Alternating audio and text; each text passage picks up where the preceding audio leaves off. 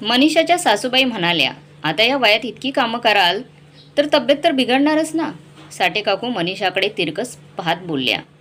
तसं मनीषाच्या सासूबाईंनी तिला किचनमध्ये जाऊन चहा ठेव असा इशारा केला.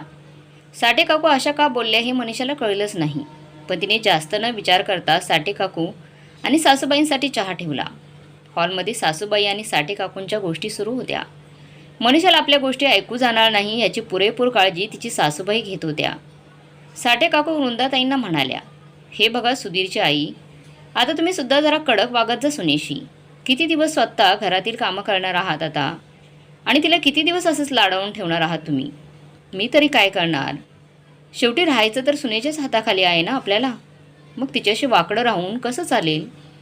वृंदाताई बिचारेपणाने म्हणाल्या, तुम्ही हे सगळं सुधीरच्या कानावर का नाही घालत.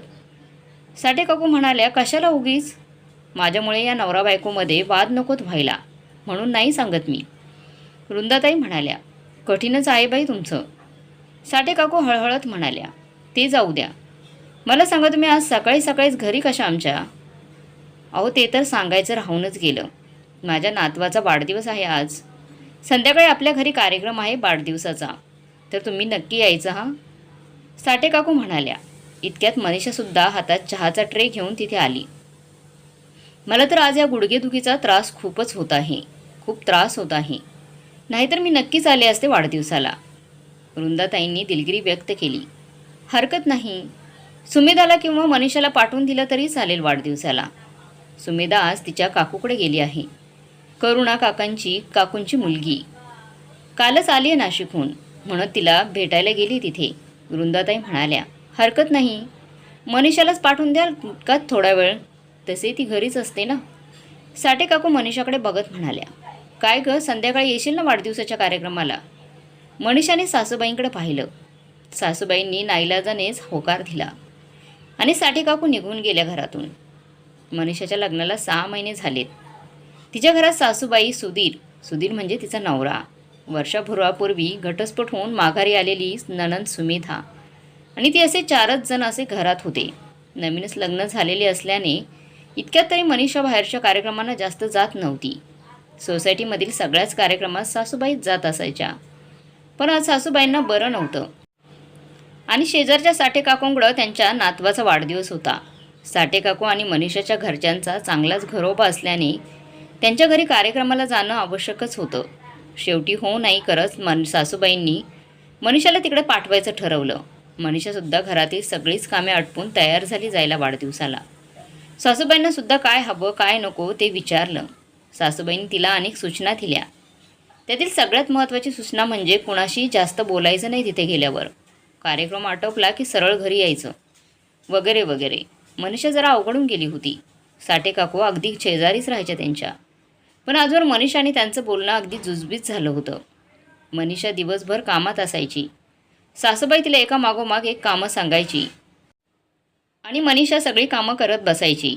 शिवाय नवीनच सून असल्याकारणाने कधी घराबाहेर जाऊन शेजाऱ्यांशी गप्पा मारणं तिला जमलंच नाही. पण आज मात्र ती पहिल्यांदा सोसायटीमधील कार्यक्रमाला जाणार होती, म्हणून मग तिने घरातील कामं लवकर आटोपली. संध्याकाळी 6 वाजता जायचं होतं, पण ही लवकरच निघाली. 5:45 वाजताच निघाली. साठे काकूंचा फ्लॅट अगदीच जवळ होता. मनीषाने सुंदर केशरी रंगाची साडी घातली होती. केसांना दोन्ही बाजूंनी पिनअप करून खाली मोकळे केस सोडले होते. कानात छोटेसे डूल आणि मंगळसूत्र, हातात मॅचिंग बांगड्या. आधीच सुंदर असलेली मनीषा एवढ्याशा तयारीनेसुद्धा खूप सुंदर दिसत होती. ती पोहोचल्यावर साठे काकूंनी तिची त्यांच्या कुटुंबाशी ओळख करून दिली. अजूनही सगळीच पाहुणे मंडळी आलेली नव्हती. आपण एकटेच हॉलमध्ये बसून काय करणार म्हणून मग ती हळूच त्यांच्या किचनकडे वळाली. साठे काकूंची सून शर्मिला अजूनही कामातच होती. ती अजून तयारसुद्धा झाली नव्हती. मनीषा तिला म्हणाली, ताई मी काही मदत करू का. शर्मिलाने मनीषाकडे अगदीच आश्चर्याने बघितल्याने म्हणाली, अगं काही नाही, भेळ करण्यासाठी कांदा आणि कोथिंबीर कापायची बाकी आहे. म्हटलं हे सगळं वेळेवर केलं तरी होऊन जाईल, पण बघ ना वेळ होत आली आणि अजूनही ते राहिलेच. पण करेन मी सगळं लवकरच, तुम्ही जा तयारी करायला, मी करेन एवढं. मनीषा म्हणाली, पण तुला जमेल का. शर्मिलाने आश्चर्याने विचारलं, हो का नाही जमेल, अगदी सोपं आहे ते तर, मनीषा हसून म्हणाली. आणि मग शर्मिला मनीषावर ते काम सोपून तयारी करायला म्हणून निघून गेली. इकडे मनीषाने अगदी कमी वेळेत सगळी कामे करून ठेवली आणि काम झाल्यावर किचनसुद्धा आवरले. शर्मिला तयार होऊन येईपर्यंत ती हॉलमध्ये येऊन बसली होती. शर्मिला तयार झाल्यावर तिने जेव्हा किचन आवरलेलं बघितलं तेव्हा ती आश्चर्यचकित झाली. त्यानंतर हळूहळू एक पाहुणा यायला सुरुवात झाली होती. फक्त जवळचे 30-40 लोक कार्यक्रमासाठी बोलवले होते. मनीषासुद्धा आज इतक्या जणांशी पहिल्यांदा भेटून बोलत होती. पाहुणे मंडळीसुद्धा अगत्याने तिची चौकशी करत होते आणि ती सगळ्यांशी प्रेमाने बोलत होती.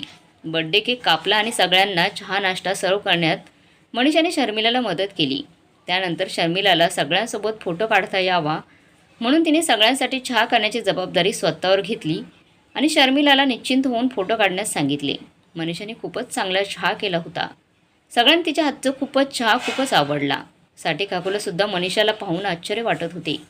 तिची कामात असलेली चपळाई आणि हाताला असणारी चव आज पहिल्यांदा कळाली होती. नाहीतर आजपर्यंत तिच्या सासूकडून आजवर तिच्याबद्दल फक्त नकारात्मक गोष्टी ऐकायला मिळाल्या होत्या. सगळं काही झाल्यावर मनीषा जेव्हा घरी जायला निघाली तेव्हा साठे काकू तिला सोडायला पर्यंत गेल्या.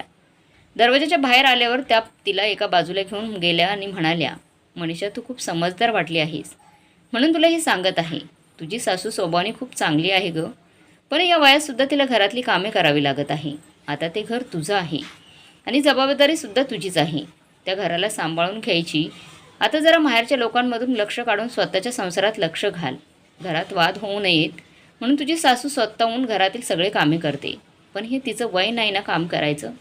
साठे काकू काय बोलत आहेत ही मनीषाला कळतच नव्हतं. तिने साठे काकूंना विचारलं, काकू तुम्ही काय बोलत आहात, मला नीट कळलं नाही. जरा स्पष्ट सांगता का तुम्हाला काय बोलायचं ते. हेच की दिवसभर नुसतं लोळत पडण्यापेक्षा आणि फोनवर राहिल्यापेक्षा जरा घरातील कामात लक्ष देत जा आणि तुझ्या नंदेचा फार राग करत जाऊ नको. ती काय आयुष्यभर या घरात नाही राहणार आहे तुमच्या.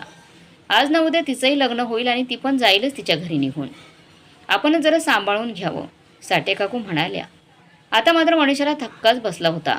तिच्याबद्दल साठे काकू असा विचार का करत आहेत हा प्रश्न तिला पडला होता. तेव्हा तिने याबद्दल त्यांना विचारणा केली. त्यावेळी साठे काकूंनी तिला जे सांगितलं ते पाहून तर तिच्या पायाखालची जमीनच सरकली. तिच्या सासूबाई नेहमीच बाहेर सगळ्यांना सांगायचे की मनीषा घरातले एकही काम करत नाही. सगळं काही त्यांना आणि सुमेधालाच करावं लागतं. मनीषा दिवसभर आपल्या माहेरच्या लोकांशी फोनवर बोलत असते, नाहीतर मग लोळत पडते आणि नवरा आला की मग किचनमध्ये जाऊन काम केल्यासारखं करते म्हणून. शिवाय सुमेधाचा घटस्फोट झाल्याने सतत तिला टोमणे मारणे सुरू असतं तिचं. कुणाचाच आदर करत नाही ती. अशा एक ना अनेक गोष्टी तिला आज साठे काकूंकडून कळाल्या होत्या. हे सगळं ऐकून तिला धक्काच बसला. कारण ज्या दिवसापासून सुमेधा या घरात सून बनून आली होती त्या दिवसापासून तिने घराची सगळीच जबाबदारी स्वतःवर घेतली होती. सुमेधा तर घरात एकही कामाला हात लावत नसे, पण मनीषा त्या बाबतीत कधी तक्रार केली नव्हती. उलट सुमेधाला सकाळपासून हवं नको विचारायची ती. सासूबाईंना तर सगळंच वेळेवर नेऊन द्यायची. सासूबाईंना तर कुठल्याच कामाला हातसुद्धा लावू देत नसायची. सासूबाईंचा प्रत्येक शब्द झेलला होता तिने. आपल्या कुठल्याच वागण्याने सुमेधाला वाईट वाटू नये ह्याचीसुद्धा पुरेपूर काळजी घेतली होती मनीषाने. आणि सगळ्याच्या बदल्यात तिला काय मिळालं होतं. सासूबाईंनी स्तुती केली नसती तरीही चाललं असतं, पण निदान तिच्याबद्दल असे तरी सांगायला नको होतं असं तिला वाटून गेलं. तरी पण तिने स्वतःला सावरलं. तिचं मन म्हणालं की साठे काकू म्हणत आहेत ते सत्य असेल हे कशावरून, म्हणून सध्या तरी काही न बोललेलं बरं. स्वतःला सावरून ती घरी आली. मनीषा घरी आली. तिने घरी आल्यावर कपडे बदलले आणि पुन्हा रात्रीचा स्वयंपाक करायचा म्हणून स्वयंपाकघरात गेली. सासूबाई हॉलमध्ये बसल्या होत्या. त्यांनी मनीषाकडे पाहिलं, पण मनीषाने मात्र त्यांच्याकडे पाहिलेच नाही. काम करताना सुद्धा मनीषाच्या मनात साठे काकूंचं बोलणं घुमत होते. मनीषा अगदीच रडवली झाली होती. आपल्या सगळ्यांचीच इतक्या एवढी सेवा केली, कधीच कुठल्या तक्रारीला जागा ठेवली नाही. सासूबाईंनी पण कधीच आपल्याला काही बोलून दाखवले नाही. पण नेमकं बाहेरच्या लोकांनी हे सगळं का म्हणून सांगावं, तेही सर्व चुकीचं. तिच्याच मनाला प्रश्न पडाला होता. इतक्यात सुधीर यायची वेळ झाली होती आणि सासूबाई किचनमध्ये आल्या. त्या मनीषाला पाहून म्हणाल्या, काय गं झाला का स्वयंपाक. हो मनीषा म्हणाली. मनीषा फक्त एवढंच म्हणाली आणि सासूबाई घरातील छोटासा खलबत्ता घेऊन त्यात 2-4 भाजलेल्या मिरच्या टाकून कुटायला लागल्या. त्यांना पाहून मनीषा म्हणाली, आई तुम्ही काय करताय. मिरचीचा ठेचा करताय. मिरचीचा ठेचा करते अगं, सासूबाई म्हणाल्या. पण दुपारीच तर ठेचा केला होता ना मी, आणि काल रात्री तुम्ही केलेला ठेचासुद्धा फ्रीजमध्ये ठेवलेला आहे, मग कशाला परत. शिवाय तुम्हाला गुडघेदुखीचा त्रास होतोय ना, मनीषाने विचारले. आज मला आवडतो ताजा ताजा आणि गुडघे बरे आहेत आता माझे, सासूबाई म्हणाल्या. मनीषाला वाटलं की सासूबाईंना एकदा म्हणावं की ताजा ठेचा हवा असेल तर मग रोज इतका मोठा ठेचा करून कशाला ठेवायचा, पण ती काहीच बोलली नाही. सासूबाई बरोबर यावेळेला किचनमध्ये जाऊन ठेचा करायला बसायच्या, पण खायच्या मात्र अगदीच थोडका. मनीषाला नवल वाटायचं, कारण इतर कुठल्याही गोष्टीत सासूबाई कधीच मदत नाही करायच्या. फक्त रात्रीच्या जेवणासाठी ठेचा मात्र रोज रात्री कुटायच्या. मनीषाने सासूबाईंना जास्त लक्ष न देता गॅसचा ओटा पुसून घेतला. स्वयंपाकघरात इतका वेळ उभी असल्याने घामाघूम झालेली मनीषा जरा चेहऱ्यावर पाणी घ्यावे म्हणून बाथरूममध्ये गेली. इतक्यात सुधीर घरी आला.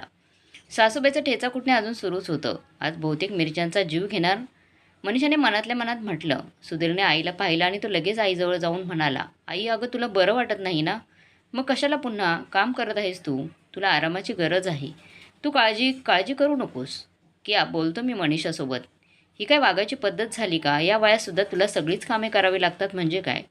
सुधीर म्हणाला, तू काही बोलू नकोस तिच्याशी. अरे अजून तिला घरात येऊन असं कितीसा काळ झाला आहे. नवीन नवीन लग्न झालं आहे ना तुमचं. जरा वेळ लागेल तिला घरात रुळायला. आणि रोज कुठे मी इतके काम करते.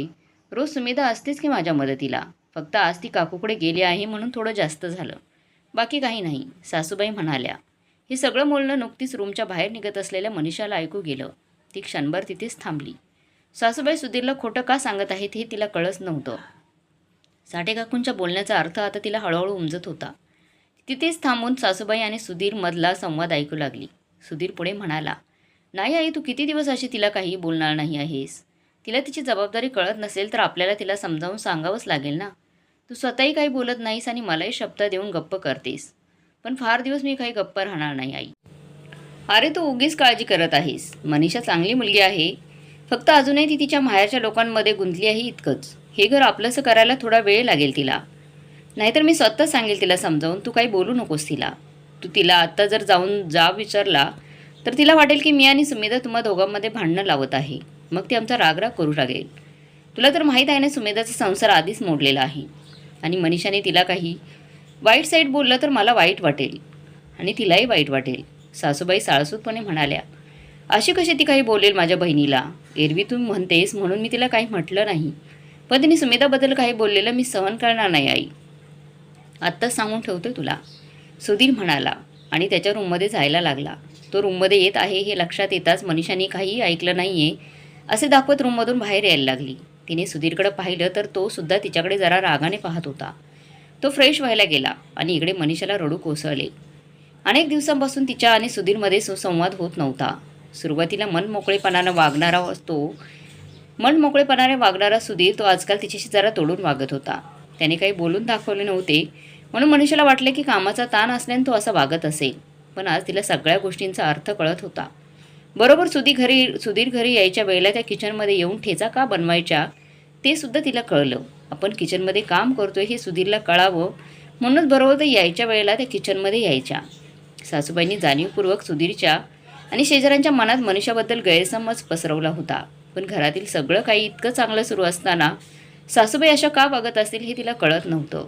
सासूबाई जाणून बुजून मनीषाला सुधीर आणि बाकीच्यांसमोर कमी लेखायच्या. तिला सुधीरच्या नजरेत पाडत होत्या आणि स्वतः मात्र तिच्याशी अगदीच गोड वागायच्या, जणू काही झालेलंच नाही अशा प्रकारे. सुमेधासुद्धा सासूबाईंना चांगल्या प्रकारे सामील होती. आपल्या आई वहिनीबद्दल काय विचार करते हे तिला ठाऊक होतं. ती सुद्धा वेळोवेळी इतरांसमोर आज ना बाई खूप काम होतं असं बोलून दाखवायची. सुमेधा सकाळपासून संध्याकाळपर्यंत नुसते कामातच असायची. घरातील नेहमीचे काम तर करायचीच, पण दुपारीसुद्धा काही ना काही उद्योग सुरूच असायचे तिचे. कधी घरासाठी वाती बनवायची, कधी वाळवण, तर कधी काय. सासूबाईसुद्धा रोज तिच्यासाठी नवनवीन काम तयारच ठेवायच्या. आधी गव्हाचं तयार पीठ असणाऱ्या सासूबाई ती आल्यापासून सासूबाई घरात गहू मागवायच्या. मग ते गहू निसण्यापासून इतर सगळीच कामे मनीषा काही तक्रार न करता करायची. हल्ली तिच्या आईशी तर 2-3 दिवसाआड बोलणं व्हायचं. आपली लेक संसारात रमती हे पाहून मनीषाची आईसुद्धा स्वतःहून जास्त फोन करायची नाही. पण सासूबाईंनी तिच्याबद्दल जे इतरांना सांगितलं होतं त्यावरून फक्त तिच्याच नाही तर तिच्या माहेरच्या लोकांबद्दल सुद्धा प्रश्नचिन्ह निर्माण होत होते. बरं, तिच्याशी वागताना सासूबाई अगदी चांगलं वागायच्या. मग बाहेरच्यांसमोर तिची अशी प्रतिमा का तयार करत आहेत हे तिला कळत नव्हतं. तिने कसंबसं स्वतःला सावरलं आणि किचनमध्ये जाऊन जेवण डायनिंग टेबलवर नेऊन ठेवायला लागली. सुधीर फ्रेश होऊन जेवायला आला. इतक्या सुमेधासुद्धा काकूंच्या घरून परतली. ती काकूंच्या घरूनच जेवण करून आल्याने तशीच रूममध्ये गेली. सासूबाई आणि सुधीर जेवायला बसले, पण मनीषा मात्र बसली नव्हती. सासूबाई तिला म्हणाल्या, मनीषा अगं तू पण ये ना जेवायला. नाही आई, तुम्ही जेवण करा, मला भूक नाही आहे.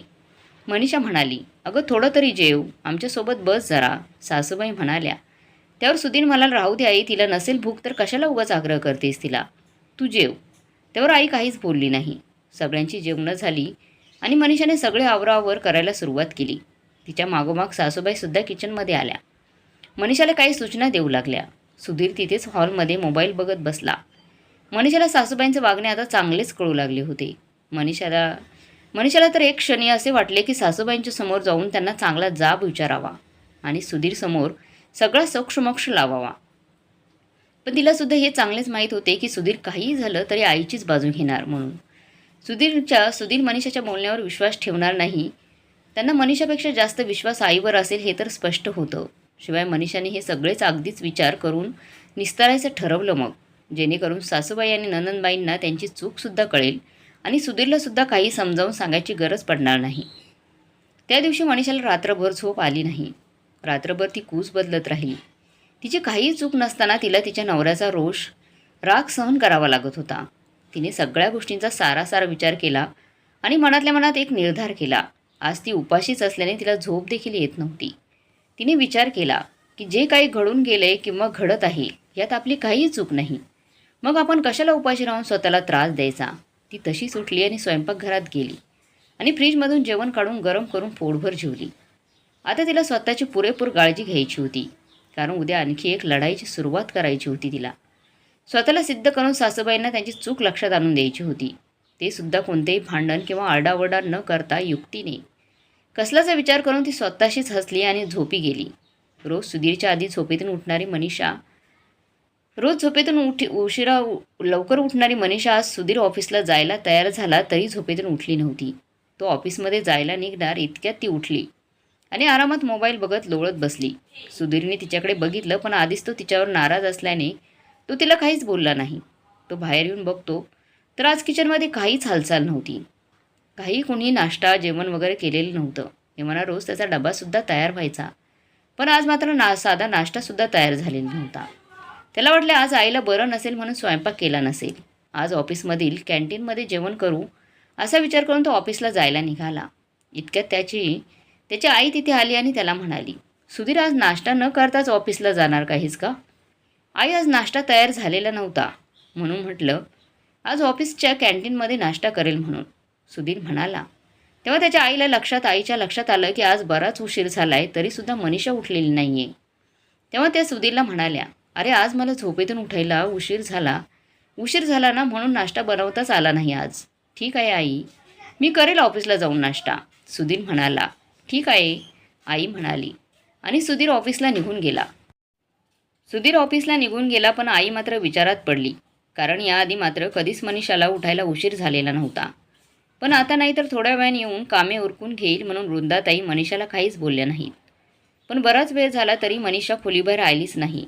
सुमेधासुद्धा खोलीबाहेर आली आणि म्हणाली, काय ग आई, आज इतका वेळ झाला तर वहिनी चहा घेऊन नाही आली. मला उठून बराच वेळ झाला तरी चहा नाही झाला अजून. अगं हो ना, मलाही तेच कळत नाही आहे की इतका वेळ होऊनही ती खोलीच्या बाहेर का आली नाही ते. आई म्हणाली, आज ती बाहेरच नाही आली अजून, मग माझ्या म्हणजे चहाचं काय होईल आज. सुमेधा वैतागून म्हणाली, तू थांब, मी करते चहा. वृंदाताई म्हणाल्या, अगं त्यापेक्षा जाऊन तिला उठव ना, म्हणजे तुझी मेहनत वाचेल. सुमेधा म्हणाली, थांब आधी चहा करते, मग तिच्या खोलीत जाऊन बघते. वृंदाताई म्हणाल्या, तू बघ बाई काय करायचे ते. असं म्हणत सुमेधा तिथेच हॉलमध्ये सोफ्यावर बसून टी व्ही पाहू लागली. सासूबाई चहा बनवण्याकरता किचनमध्ये गेल्या. त्यांनी चहा ठेवलाच होता की मनीषा तिथे आली. तिला पाहून सासूबाई एकदमच चमकल्या, कारण आज मनीषा फक्त गाऊनवर किचनमध्ये आली होती. आजवर कधीच ती आंघोळ न करता व तयारी न करता त्यांच्यासमोर आली नव्हती आणि आज अशी आंघोळ न करता चक्क गाऊनवर त्यांच्यासमोर उभी होती. वृंदाताई मनीषाला काही बोलणार त्याआधीच मनीषा त्यांना म्हणाली, आई चहा बनवताय का? हो. सासूबाई फक्त एवढंच बोलू शकल्या. मग माझ्यासाठी पण एक ठेवा कप, मनीषा म्हणाली आणि सासूबाईंनी चमकून तिच्याकडे पाहिले. तिने सासूबाईकडे साफ दुर्लक्ष करून हॉलमध्ये जाऊन टी व्ही बघत बसली. सासूबाईंनी तिघींसाठी चहा गाळला आणि हॉलमध्ये घेऊन आल्या. मनीषाने समोरचे टी व्हीचं रिमोट घेतला आणि चॅनल बदलत आरामात चहाचा कप उचलला. सुमेधा आणि सासूबाई मात्र काहीतरी विचित्र बघितल्यासारखं तिच्याकडे बघत होत्या, पण मनीषाने जाणीवपूर्वक दोघींकडेही दुर्लक्ष केलं. चहा घेतला, थोडा वेळ टी व्ही पाहिली आणि पुन्हा रूममध्ये निघून गेल्या. सासूबाई आणि ननंदबाईंची तर तिच्यावरून नजरच हटत नव्हती. तिला पाहण्याच्या नादात दोघींनाही दोघींचाही चहा थंड झाला. ती रूममध्ये गेली आणि तिने रूमचा दरवाजा आतून बंद करून घेतला. दाराच्या आवाजाने वृंदाताई आणि सुमेधा पाहण्यावर आल्या. त्या दोघींनी एकमेकींना हातवारे करत हे काय चाललंय हे एकमेकींना विचारलं आणि भुचकळ्यात पडल्या. मनीषा नेमकी अशी का वागते हे त्यांना अजिबात कळत नव्हते. पण अजून थोडा वेळ काय चाललंय ते बघू आणि मगच तिला प्रश्न करू असं त्यांनी ठरवले होते. पण तेवढा संयम त्या दोघी दाखवू शकल्या नाहीत. कारण बराच वेळ झाला होता आणि दोघींनाही सडकून भूक लागली होती. एव्हाना मनीषा नाश्ता आणि स्वयंपाक दोन्ही तयार व्हायचं तिचं. पण आज मात्र काहीच तयार झालं नव्हतं. मनीषा आल्यापासून सासूबाईंची स्वयंपाकाची सवय तुटली होती आणि सुमेधा तर त्यांचं लाडकं शेंडेफळ. तिला तर त्यांची कामाची सवयच लावली नव्हती. म्हणून दोघी तशाच ताटकळत बसल्या होत्या. शिवाय भूकसुद्धा एवढी लागली होती की आता काही करायची इच्छा होत नव्हती. इतक्यात सासूबाई मनीषाच्या खोलीत गेल्या. मनीषा अजूनही फोन चाळत बसली होती. सासूबाई तिला म्हणाल्या, मनीषा काय हे अजून तयारसुद्धा झाली नाहीस तू आणि नाश्ता स्वयंपाकसुद्धा केला नाहीस आज. मनीषाने आज सासूबाईंचं ऐकूनही न ऐकल्यासारखं केलं. तिने स्वतःच्या फोनमधून तिच्या एका मैत्रिणीला फोन लावला आणि सासूबाईंना म्हणाली, आई जरा महत्त्वाचा फोन आहे, मी तुमच्याशी नंतर बोलते. आणि फोनवर बोलत बाल्कनीमध्ये निघून गेली. सासूबाई मात्र एकदमच गप्प बसल्या. आपण हिच्याशी बोलतोय आणि हिने काहीच उत्तर न देता फोनवर बोलण्याला प्राधान्य दिलं. ही गोष्ट सासूबाईंच्या पचनी पडणार नव्हती. पण सासूबाईंनी काहीही बोलले नाही. तरी आज मनीषा दुर्लक्षच करत होती. सासूबाईंना तिचं हे वागणे कळत नव्हतं. शेवटी सासूबाई तिच्या खोलीतून बाहेर निघाल्या. भूक तर खूप लागली होती. मग सुमेधाने ऑनलाईन ॲपवरून दोघींसाठी नाश्ता मागवला. नाश्त्याला घरच्यासारखी चव नव्हती, पण नाईलाज होता. आज मनीषा घरातलं काहीच काम करणार नाही ह्याची एकंदरीत कल्पना सासूबाईंना आणि सुमेधाला आली होती. पण ती अशी का वागते ह्याचं कोडं त्यांना उलगडत नव्हतं. थोड्याच वेळात दाराची बेल वाजली आणि मनीषा तिच्या खोलीतून बाहेर आली. आज मनीषाने सुद्धा ऑनलाईन नाश्ता मागवला होता. ती आली आणि तिचं पार्सल घेऊन तिच्या रूममध्ये निघून गेली. रूममधून तिच्या मोठ्याने हसत फोनवर बोलण्याचा आवाज हॉलमध्ये या दोघींनाही स्पष्ट येत होता. आता मात्र वृंदाताईंचा संयमाचा बांध सुटत चालला होता. नाश्ता झाल्यावर थोड्या वेळाने जेवणसुद्धा बनवायचे होते. सासूबाईने सुमेधाला हाताशी घेऊन कसाबसा स्वयंपाक तयार केला. स्वयंपाक तयार होईस तर दुपारचे 2 वाजले होते. एव्हाना दोघींना कडकडून भूक लागली होती. दोघींनी जेवण केले. त्या खूप थकल्याने त्यांना लवकरच झोप येऊ लागली. किचनमध्ये आवरावर करायचं अजून बाकीच होतं. मनीषाला तर सगळ्यांच्या नंतर चहा आणि नाश्ता करायची रोजची सवय असल्याने तिला जास्त कठीण गेले नाही. तिने आज किचनमध्ये पसारा पाहून देखील आवरावर केली नाही. आज तिने सगळा दिवस फक्त आळसात घालवला. अगदी तशाच प्रकारे जसं सासूबाई इतरांना तिच्याबद्दल सांगायच्या. इकडे सासूबाईंना संध्याकाळी 5:30 वाजता झोपेतून जाग आली. त्या बाहेर येऊन पाहतात तर अजूनही घरातील काम जसंच तसं पडलं होतं. त्यांना खूप राग आला. त्या मनीषाच्या खोलीकडे गेल्या, पण तिच्या खोलीचा दार आतमधून बंद होतं. त्यांनी दातोट खाल्ले, पण नाईलाजच घरातील झाडू घेतला आणि घर झाडायला सुरुवात केली. बऱ्याच दिवसापासून घरातली कामाची सवय नसल्यानं त्यांना कसं तरी घरात झाडू मारला. तोवर त्यांना खूप जास्त थकवायला झालं होतं. इतक्या सुमेधा तिथे आली आणि आईला इतकं जास्त थकलेलं पाहून तिला खूप राग आला. ती रागातच मनीषाच्या खोलीकडे गेली आणि जोरात तिचा दरवाजा वाजवला. थोड्याच वेळात मनीषाने दरवाजा उघडला आणि सुमेधा दातोट खात तिला म्हणाली, काय गं वहिनी, तुला काहीच कसं वाटत नाही आहे का? माझ्या आईचं वय बघ काय आहे आणि या वयात तिला काम करावं लागत आहे आणि तू दिवसभर नुसती लोळत बसली आहेस. फोनवर गप्पा काय मारत आहेस, बाहेरून नाश्ता काय मागवला आहेस. आपली म्हातारी सासू काम करत आहे हे तुमच्याच्याने पाहावतं तरी कसं? तुझ्या जागी दुसरं कुणी असतं तर आईला काम करताना पाहूनसुद्धा असं आरामात बसवलं गेलं नसतं जसं तुमच्याच्याने पाहावतंय. तुमच्या आईला या वयातही काम करताना तसंच मलाही पाहावतंय. आणि माझ्या जागी कुणी दुसरं असतं तर आईला काम करताना पाहू शकलं नसतं असं म्हणता येईल. तर मग तुम्ही का बघताय त्यांना असं काम करताना? पटकन जाऊन आईच्या हातचा झाडू घ्या आणि लागा कामाला. तसे आईच्याने इतकं सर्व काम तर होणार नाहीत. या वयात तर होणारच नाही. मनीषा बेफिकीरपणाने म्हणाली, वहिनी तू जरा जास्तच बोलत आहेस का, असे तुला नाही वाटत का? सुमेधा रागाने म्हणाली, हो मला असं वाटतंय की मी तुमच्याशी जरा जास्तच बोलत आहे. म्हणजे तुमचा वेळ वाया जातोय ना बोलण्यात. जा आणि मदत करा आईला. मनीषा मिश्किलपणे म्हणाली. वहिनी सुमेधा जवळजवळ ओरडलीच, पण मनीषाने तिला न जुमानता तिच्या तोंडावरच दार लावून घेतलं. हे सगळं काही वृंदाताईंनी पाहिलं आणि हे सगळं एवढं सोपे प्रकरण नाही जेवढं आपल्याला आधी वाटलं होतं हे त्यांना कळून चुकले. मनीषा सहज म्हणून अशी वागत नसून मुद्दाम होऊन आज अशी वागत आहे हे त्यांना एव्हाना कळालं होतं. सुमेधा तावातावाने आईजवळ आली आणि म्हणाली, बघितलं का आई, तुझ्या सुनेने माझ्या तोंडावर दरवाजा बंद केला. फार हिंमत वाढली आहे हिची. तू आत्ताच्या आता दादाला फोन कर आणि हिचे नखरे सांग बरं त्यांना. आज अशी का वागते ते पण त्याला सांग. बरोबर बोलत आहेस तू. मी आत्ताच त्याला फोन करते. असं म्हणत सासूबाई आपला फोन शोधू लागल्या. फोन मिळाल्यावर त्या सुधीरला फोन लावणार तितक्यातच त्या थांबल्या. आई फोन का करत नाही? नाही आई, हे न कळाल्याने सुमेधा आईला म्हणाली. अगं आई, लाव ना फोन त्याला. आता तोच हिची कानउघडणी करू शकतो. अगं पण त्याला कसं सांगणार? म्हणजे त्याला आपण सांगणार की मनीषा आज असे वागत आहे म्हणून. पण असे सांगितलं तर त्याला कळेल ना की मनीषा फक्त आजच म्हणजे आजच्या दिवसापुरतीच अशी वागत आहे. रोजही ती अशीच वागत नाही. आणि आपण जर त्याला सांगतो की मनीषा रोजच घरातली काहीच कामं करत नाही आणि त्याचा यावर विश्वाससुद्धा बसलाय. मग आजच्या वागण्याची तक्रार केली तर बोलचाल वाढेल आणि मग हे सुद्धा कळेल की घरातली रोजची कामं मनीषा एकदम व्यवस्थित करते म्हणून. सासूबाई म्हणाल्या, अगं आई. सुमेधा म्हणाली, अगं आई, म्हणजे त्याला सुद्धा सांगता येणार नाही का हे सर्व? सुमेधा नाराजीच्या सुरात म्हणाली, नाही सांगता येणार. सासूबाईंनी दुजोरा दिला. म्हणजे आता आपण काहीच नाही का करू शकत? सुमेधा आईला म्हणाली, आपण एक गोष्ट करू शकतो. सासूबाई विचार करत म्हणाली. कोणती गोष्ट? सुमेधाने विचारलं. आपण जे सगळं तिच्या माहेरच्या लोकांच्या कानावर घालूया ते सगळं आणि त्यांना सांगू की तुमच्या मुलीची समजूत काढा म्हणून. आणि ऐकत नसेल तर घेऊन जा तिला माहेरी म्हणून. माहेरच्यांनी कान पिळले की आपोआप सरळ होईल ती. सासूबाई शक्कल लढवत म्हणाल्या, मग आत्ताच करणं तिच्या माहेरी फोन. सुमेधा म्हणाली, अगं आता सुधीरच्या ऑफिसवरून घरी यायची वेळ झाली आहे आणि घरात पसारा बघ किती आहे. सगळा पसारा पहिला आवरावा लागेल. तो यायच्या आधी स्वयंपाक आणि इतर कामं झाली पाहिजेत आपली. किचनमध्ये भांडीसुद्धा सकाळची तशीच पडली आहेत. उद्या सकाळी तो ऑफिसला गेला की आपण तिच्या घरच्यांना फोन करू आणि त्यांना तातडीने घरी बोलवून घेऊ. वृंदाताई म्हणाल्या. वृंदाताईंची आयडिया सुमेधाला खूप आवडली. त्या दोघी घरातल्या कामांना लागल्या. पण सवय नसल्याने कामांना खूप वेळ लागत होता. सगळ्यात जास्त बराचसा वेळ तर स्वयंपाकाला लागला. सासूबाई आणि ननंदबाई स्वयंपाक करून बाहेरून फॅन सुरू करून सोफ्यावर बसल्या इतक्यात मनीषा तिच्या रूममधून बाहेर निघाली. मनीषाने आता छानपैकी साडी घातली होती. मनीषा किचनमध्ये आली आणि सासूबाईंचा नेहमीचा खलबत्ता घेऊन त्यामध्ये ठेचा कुटायला लागली.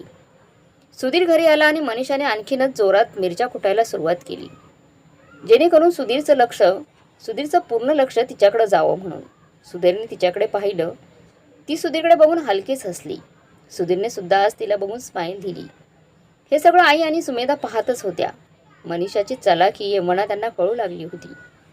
पण दोघी काही बोलू शकत नव्हत्या, कारण हे सगळं मनीषा त्यांच्याकडूनच शिकली होती. त्या दिवशी सगळेजण अगदी शांत होते. सर्वांचे जेवण सुरू होते. तेवढ्यात मनीषा आपलं जेवण संपून लवकर उठली. तिने स्वतःचे ताट उचलून नेले आणि सासूबाईंना म्हणाली, आई तुम्ही सगळं जेवण करा, मी किचन आवरून घेते. बाकीची भांडी नंतर घासेल तुमचं जेवण झाल्यावर. सासूबाईंनी मानानेच होकार दिला. त्याशिवाय त्या काहीच करू शकत नव्हत्या. पण मनातल्या मनात त्या म्हणाल्या, हिला उद्या चांगलीच अद्दल घडवते हिच्या बाहेरच्या लोकांसमोर. तिकडे मनीषा मुद्दाम म्हणून आवाज करत भांडी घासत होती.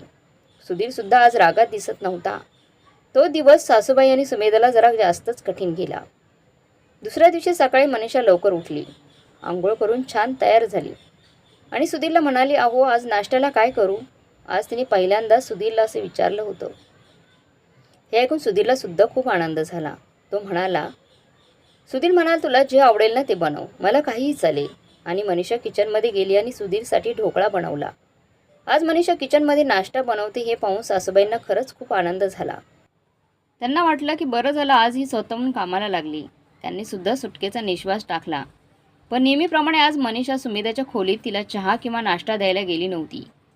नाईलाजाने सुमेधासुद्धा बाहेर आली आणि मनीषाला म्हणाली, काय वहिनी आज चहा नाही केला का? सकाळी चहा नाही केला, नाश्ता नाही केला का? तुमचा चहा ठेवायचा बाकी होता. ते काय आहे ना, तुम्ही कधी उठणार ह्याचा अंदाज नव्हता. रोज उशीर होतो ना तुम्हाला उठायला, म्हणून म्हटलं उठल्यावर चहा ठेवता येईल. मनीषा म्हणाली. सुधीर तिथेच होता.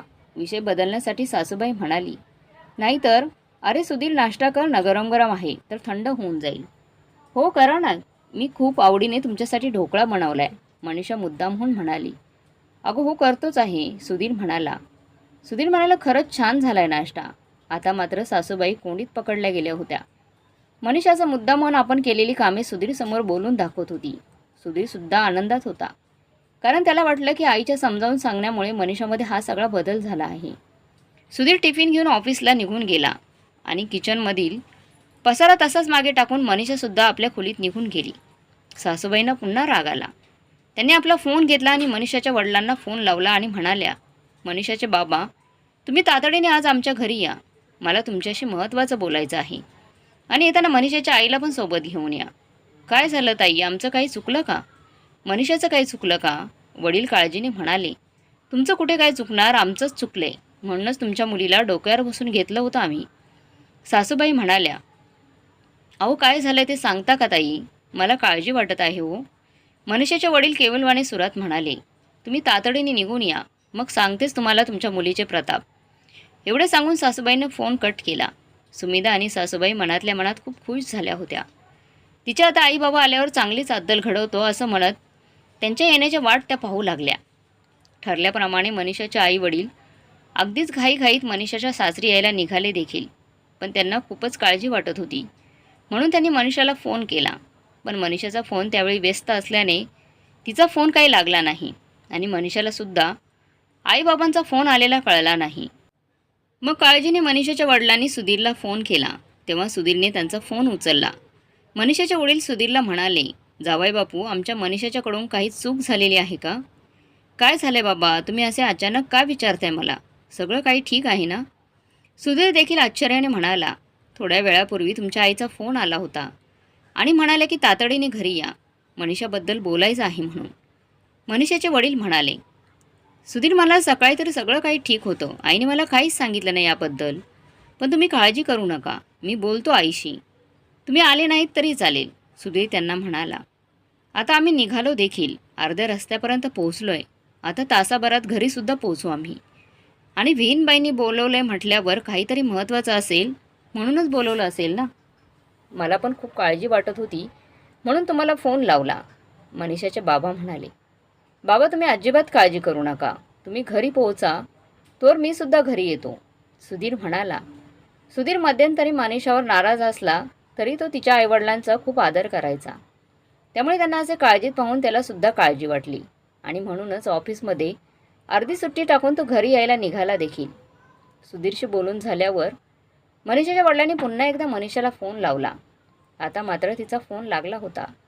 मनीषाने फोन उचलल्यावर बाबा तिला म्हणाले, हॅलो मनीषा, अगं काय झालं आहे तिकडे? मला तर काहीच सुचत नाही आहे. तुझ्या सासूबाईंनी काय बोलायचं आहे आमच्याशी? काय झालं बाबा, तुम्ही असे का बोलताय? मनीषाने आश्चर्याने विचारलं. तेव्हा बाबांनी तिला सगळी हकीकत सांगितली आणि आपली काळजीसुद्धा बोलून दाखवली. त्यावर मनीषा त्यांना म्हणाली, बाबा तुम्ही काळजी करू नका, तुमची मनीषा तुमचा मान खाली जाईल असं कधीच वागणार नाही. तुम्ही या, मग कळेलच तुम्हाला सगळं. बाबांना नीटसं काही कळलं नव्हतं, पण मनीषाच्या उत्तराने त्यांचं तात्पुरतं समाधान मात्र झालं होतं. तसेही मनीषा खूप समजूतदार मुलगी होती. तिच्या हातून चूक होणं म्हणजे जरा कठीणच होते आणि जाणून बुजून वाईट वागणं तिच्यासाठी अशक्यच होतं. मनीषाचे आई बाबा घरी आले आणि दारावरची बेल वाजवली. बेलचा आवाज ऐकून मनीषा रूममधून बाहेर आली, पण सासूबाई तिच्या आईबाबांच्या आतुरतेने वाट बघत असल्यामुळे त्यांनी मनीषाला दार उघडण्याची संधी दिलीच नाही. त्या उत्साहाने दार उघडायला गेल्या. मनीषाचे आईवडील घरी आलेले पाहून सासूबाईमध्ये वेगळाच उत्साह संचारला होता. त्या त्यांना म्हणाले, या, बरं झालं तुम्ही आलात ते. मनीषाचे आईबाबा कसंनुसं हसले आणि आत आले. त्यांना पाहून मनीषा लगेच किचनमध्ये गेली, गॅसवर चहा ठेवला आणि त्यांच्यासाठी पाणी घेऊन आली. तोवर सासूबाई हॉलमध्ये त्यांच्यासमोर बसूनच होत्या. मनीषा पाणी घेऊन आली हे पाहून सासूबाई लगेचच तिला म्हणाल्या, आता बरं तुला पटापट काम सुचत आहे, पटकन पाणी काय आणत आहे, चहा काय ठेवला? मनीषाने सासूबाईंना काहीच उत्तर दिलं नाही. उलट त्यांच्याकडे दुर्लक्ष करून ती निघून गेली. त्यामुळे सासूबाईंना आणखीनच चेव आला. त्या तिच्या आईबाबांकडे पाहत म्हणाल्या, बघितलं तुम्ही, हे असं चाललंय हिचं आजकाल. काही विचारलं तर नीट उत्तरही देत नाही, घरकामाला हात लावत नाही, दिवसभर नुसती फोनमध्ये असते. हेच शिकवलं का तुम्ही तिला? असं नाही, म्हणजे आमच्या मनीषा स्वभाव असा नाही हो. आता असं का वागत आहे हे कळत नाही आम्हाला. मनीषाची आई म्हणाली, अशा असते का घरची सून? आजकाल अजिबात काम करत नाही. कालपासून तर नुसती फोनवर बोलत बसते, खेदळते. स्वयंपाक झाला की बरोबर बाहेर येते आणि नवरा कामाला गेला की रूममध्ये जाऊन बसते. मी काही बोललं की पूर्णपणे दुर्लक्ष करते. तिच्या नंदेला उद्धट उत्तरं देते. सासूबाई पुन्हा तावातावाने म्हणाल्या, कालपासून अशी वागते म्हणजे या आधी चांगली वागत होती का? मनीषाने एकदमच विचारले. तर मित्रांनो, आजची कथा खूप मोठी असल्यामुळे उर्वरित भाग आपल्याला उद्या पाहायला मिळेल. तोपर्यंत चॅनलला सबस्क्राईब करून ठेवा, जेणेकरून पुढचा भाग अपलोड केल्यानंतर तुम्हाला पाहावयास मिळेल. तोपर्यंत धन्यवाद.